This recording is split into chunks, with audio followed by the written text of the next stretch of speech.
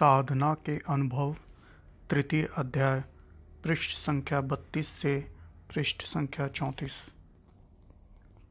भक्ति व उपासना का भेद। इष्ट देव के साकार रूप पर ध्यान जमाना और वृत्ति को बहिर्मुखी रखना, यानी अपने से बाहर सम्मुख उसे बिठाल कर उस पर मन एकाग्र करना भक्ति कहलाती है। इतना ही भक्ति और उपासना का भेद है।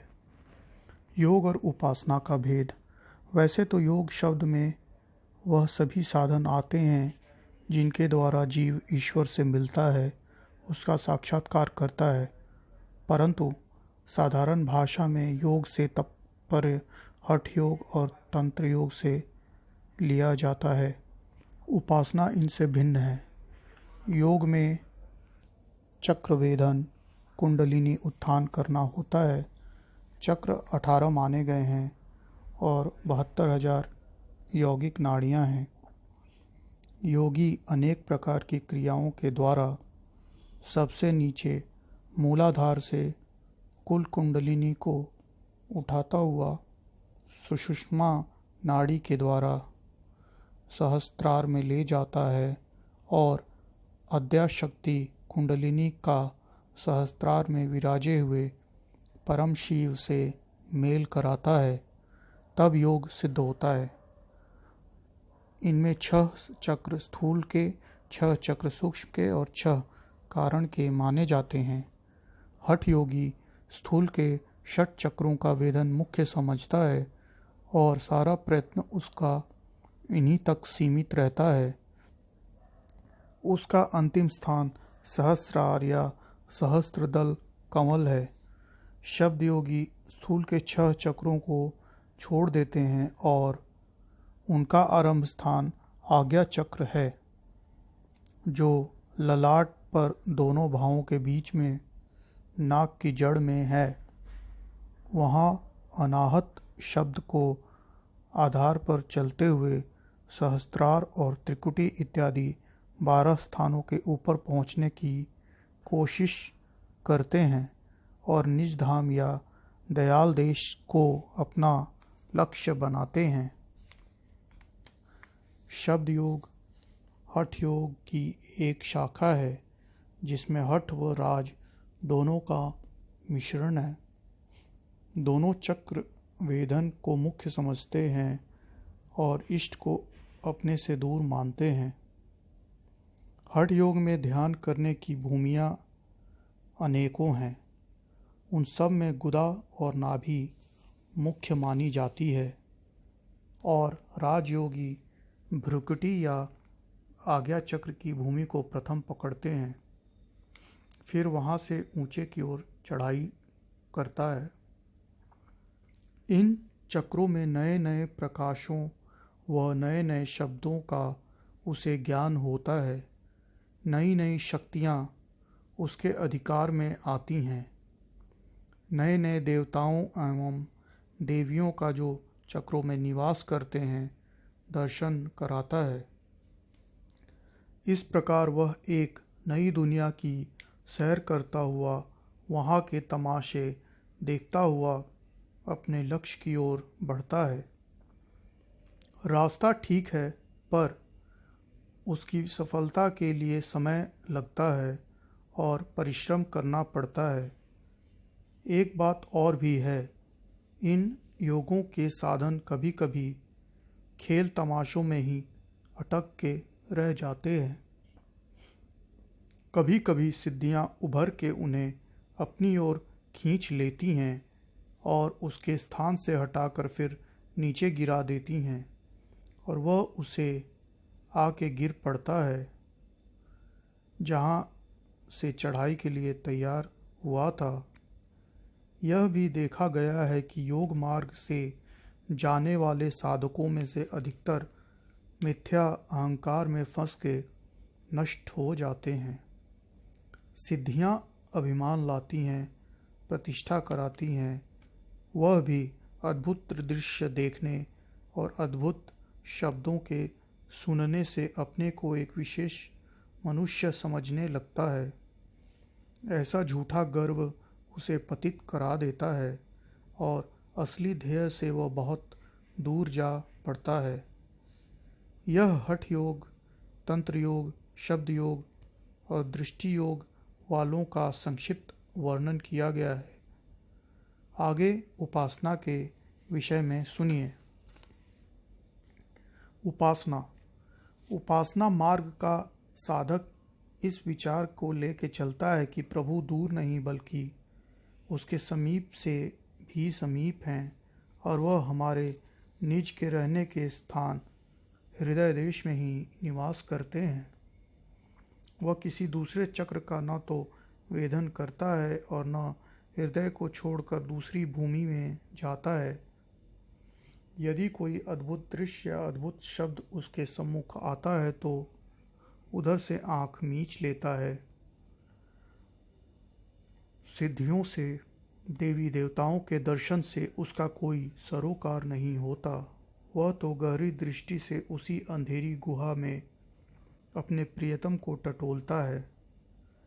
चारों ओर से वृत्ति समेट के आँखों को बाहर से बंद करके अपने प्यारे को ढूंढने में लग जाता है। उनका नाम ले लेकर पुकारता है। दर्शन देने के लिए उनसे स्तुति व प्रार्थना करता है। उनके वियोग में रोता है, बिलखता है। कभी आशा का संचार होने पर गदगद होता है, तड़पता है। उसके प्रेमियों से उसका पता पूछता है, प्रेमियों की खुशामद करता है, सेवा शुश्रूषा से उन्हें प्रसन्न करने की चेष्टा करता है, अपने को उनके चरणों में डालता है, उनका आश्रय लेता है, अपने को उनकी भेंट चढ़ाता है, तन मन उन्हें समर्पण करता है। यह उपासना के साधन हैं। इनको धारणा और गुरु समर्पण कहते हैं। इस मार्ग का अभ्यासी प्रथम गुरु की बताई हुई विधि से धारण का साधन करता है। रात दिन उसके द्वारे पर पड़े रखने का प्रयत्न करता है। तन मन उस प्यारे के चरणों में चढ़ाता है। किसी दम भी उसको याद न भूलने पावे इसकी कोशिश करता है। उसको बारंबार मनाता है, दर्शन देने के लिए बुलाता है, हृदय से छटपटाता है। जब इसका कोई नतीजा नहीं निकलता, अपने प्रयत्न में वह विफल होता है, तब उसे दूसरी युक्ति सूझती है और वह है गुरु समर्पण। वह सोचता है अपनी ताकत तो खत्म हो चुकी है, विनती को उसने सुना नहीं, परिश्रम से वह रीझा नहीं, अब तो इसके प्रेमियों का दामन पकड़ने से ही काम चलेगा। प्रेमियों का उस पर अधिकार होता है, चाहे पकड़कर दर्शन करा दे, चाहे उनके मंदिर के पट खोल दें। यह पुजारी हैं, बाहर और भीतर के आने जाने वाले हैं, इन्हें वह नहीं रोक सकता। यह विचार कर वह उनसे अपने को मतलब के लिए एक को छांटता है, उसी से संबंध जोड़ता है और उसी का हो रहता है। जिस तरह रुपयों को चाहने वाले आदमी की वृत्ति 24 घंटे उस मनुष्य से लग जाती है कि जिसके द्वारा वह लाभ होने वाला है, दिन रात उसकी सूरत ही यथार्थी के सामने घूमती है। उसी की बातें करने, उसी का चिंतन करने में वह लगा रहता है। इसी प्रकार यह गुरु की ओर खिंच जाता है और बिल्कुल उन्हीं के सहारे अपने को छोड़ देता है। वह गुरु कुछ अरसे तक उसे बहलाते हैं, उसकी जिज्ञासा की परीक्षा लेते हैं, उसे झकझोरते हैं। जब वह उनकी नज़रों में अधिकारी साबित होता है, तब एक दिन अपने दया हस्त से उसे नहलाते धुलाते हैं, उसके वस्त्र प्रेम रंग में रंगते हैं और उसे अंदर और बाहर से शुद्ध व पवित्र बना प्रेम चुनरी को उड़ा उसके दरबार में ले पहुँचते हैं।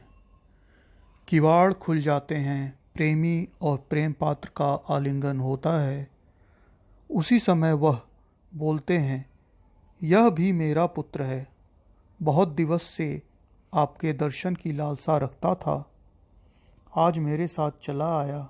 आह, प्रेमी का पुत्र परिचय पाते ही वह गले से लगा लेते हैं, प्यार का हाथ फेरते हैं, लाड़ करते हैं और प्रेम की वाणी में कहते हैं, ओ प्रेमी के पुत्र, तू मेरा भी प्यारा पुत्र है, तू मुझे इस प्रेमी से भी प्यारा है।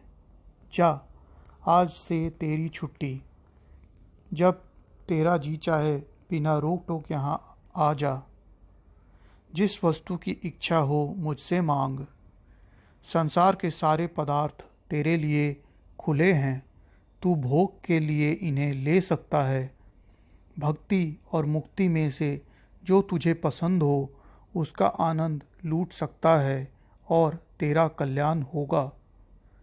दुनिया की कोई ताकत तेरी बाल बांका न कर सकेगी, तू मेरे संरक्षण में रहेगा।